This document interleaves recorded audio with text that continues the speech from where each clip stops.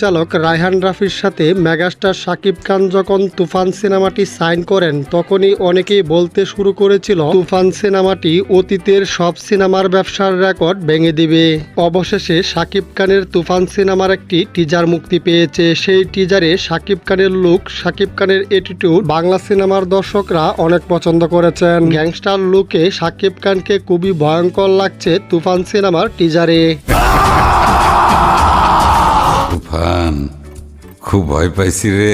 টলিউডের সর্বকালের সেরা ব্যবসা সফল সিনেমা হচ্ছে গোল্ডেন স্টার ইলিয়াস কাঞ্চন অভিনীত বেদের মেয়ে জোছনা সিনেমাটি। বেদের মেয়ে জোছনা সিনেমাটি 1989 সালে মুক্তির পর প্রযোজক পেয়েছিল প্রায় 22 কোটি টাকার মতো এবং বেদের মেয়ে জোছনা সিনেমাটি গ্রস কালেকশন করেছিল আনুমানিক প্রায় 50 কোটি টাকার উপরে। বেদের মেয়ে জোছনা এই সিনেমার ব্যবসার রেকর্ড প্রিয়তমা সিনেমা না ভাঙলেও অনেকে বলতে শুরু করেছেন শাকিব খানের তুফান সিনেমাটি বেদের মেয়ে জোছনা সিনেমার ব্যবসার রেকর্ড ভেঙে দিবে। শুধু তাই নয়, মেগাস্টার মান্না অভিনীত আম্মাজান সিনেমাটি 1999 সালে মুক্তির পর প্রযোজকের পকেটে ঢুকেছিল প্রায় 20 কোটি টাকার মতো এবং আম্মাজান সিনেমাটি মাত্র 6 মাসে 1080টি সিনেমা হলে চলেছিল। এই 1080টি সিনেমা হল থেকে আম্মাজান সিনেমার গ্রস কালেকশন ছিল প্রায় 77 কোটি টাকার উপরে।